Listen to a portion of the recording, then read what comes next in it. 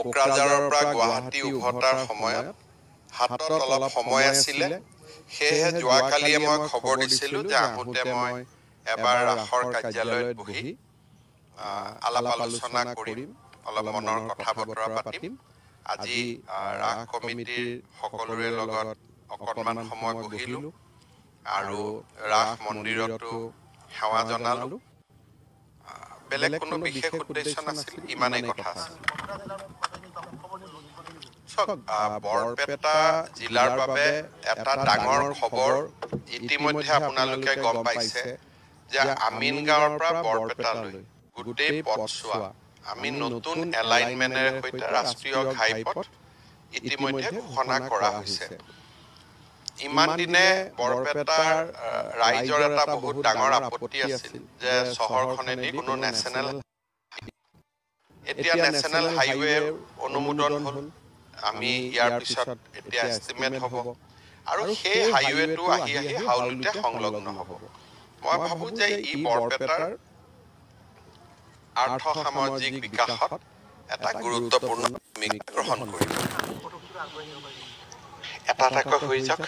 এজনে মানুহ 3.5 বছৰত কিমান কৰিব? লাহে লাহে চব কৰি কৰি গৈ আছোঁ। হাইৱেটো তাৰ নিয়ম হ'ল যে এতিয়া এলাইনমেণ্ট হৈ গ'ল, এতিয়া এষ্টিমেট হ'ব। এষ্টিমেট হোৱাৰ লগে লগে লেণ্ড একুইজিশ্যন আদি হ'ব। 1.5 বছৰমানটো লাগিব, কিন্তু এবাৰ হৈ গ'ল আৰু এতিয়া সেইটো মানে হোৱাৰ পথত ওলাই আহিল আৰু।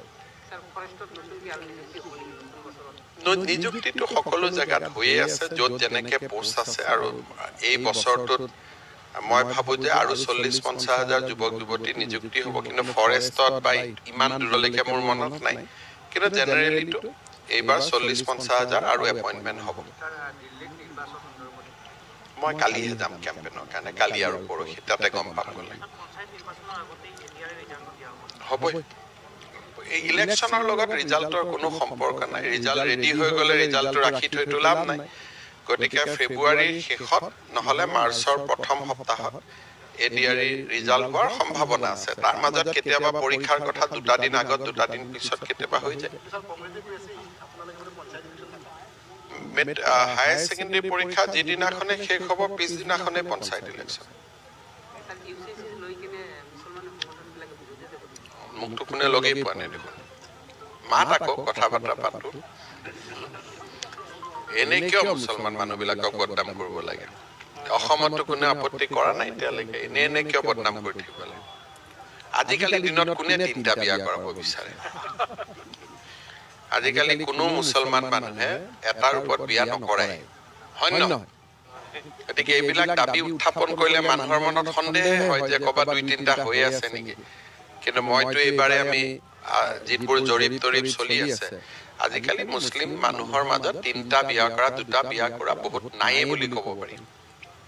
হ'ব বাবা, হৈ গ'ল।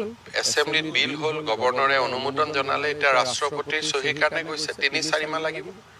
এইটোতো আইনো পাছ হৈ গ'ল দেখোন। এতিয়া বিক্ৰী আৰু ক'ত হ'ব? 5 কিলোমিটাৰ বাহিৰৰখিনি হ'ব, ভিতৰত আৰু তাৰ স্থানীয় মানুহে বিক্ৰী বাৰ্তা হ'ব। আৰে নামনি অসমতে দেখোন গুৱাহাটী আছে।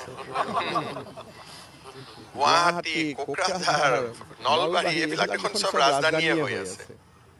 গতিকে নামনি অসমত গুৱাহাটী আছেই দেখোন, হয় নহয়? এটা তেওঁলোকে 7 বৰ্ষ ভৱন এটা বনাব খুজিছে। মই প্লেন এষ্টিমেটটো বনাব দিছোঁ, আলাপ আলোচনা কৰিম। ছেপ্টেম্বৰ। আজি মই কৈ আহিছোঁ। হ'ব, স্থানত থাকিলেই হ'ল আৰু এইবিলাক মুঠতে চব মিলা মিছা কৰি চলি থাকিলে হ'ল। দেশখনত অশান্তি হ'ব নালাগে, অমংগল হ'ব নালাগে। বাকী জোন প্ৰথম, দ্বিতীয়, তৃতীয় যি হয় হৈ থাকিব আৰু। এতিয়া এইটো আমাৰ পাৰ্টিৰ প্ৰেচিডেণ্টে ঠিক কৰিব। মোৰতো মেইন কথাটো শান্তি থাকিব লাগে।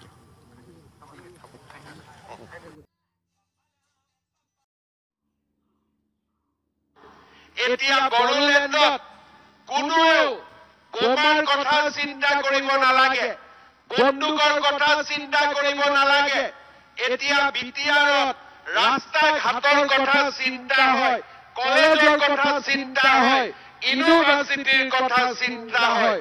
বন্দুকৰ পৰা কলমলৈ বন্দুক আছিল, এতিয়া বন্দুকৰ পৰিৱৰ্তে বিটিআৰত লিড ফেষ্টিভেল হৈছে, কলমৰ আন্দোলন হৈছে, জ্ঞানৰ আন্দোলন হৈছে, প্ৰজ্ঞাৰ আন্দোলন হৈছে। এয়াই হৈছে বিটিআৰৰ পৰিৱৰ্তন। যোৱা 3.5 বছৰত মই বিটিআৰত কিমানবাৰ আহিছো তাৰো হিচাপ মোৰ লগত নাই। অসমৰ কোনো মুখ্যমন্ত্ৰীয়ে ৭৫ বছৰত একেলগ কৰিলে যিমানবাৰ বিটিআৰত আহিছে তাতকৈ বেছি যোৱা 3.5 বছৰত মোৰ বিটিআৰলৈ অহাৰ সৌভাগ্য হৈছিলে।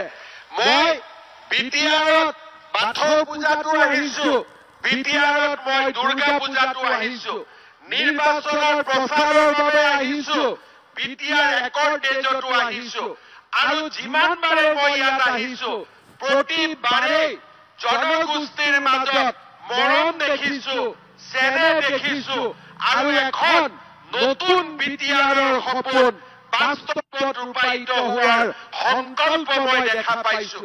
আৰু এই নতুন বিটিআৰৰ বাবে মই পুনৰ এবাৰ আজিৰ এই অনুষ্ঠানত নিখিল বড়ো ছাত্ৰ সন্থা, উৰ্খাও বৰা ব্ৰহ্ম ডাঙৰীয়া, আমাৰ সকলো নেতৃত্বৰ লগতে বিটিআৰৰ প্ৰধান প্ৰমোদ বড়ো ডাঙৰীয়াক অভিনন্দন আৰু ধন্যবাদ জনাইছো যে তেখেতসকলৰ নেতৃত্বতে আজি আমি এখন নতুন বিটিআৰ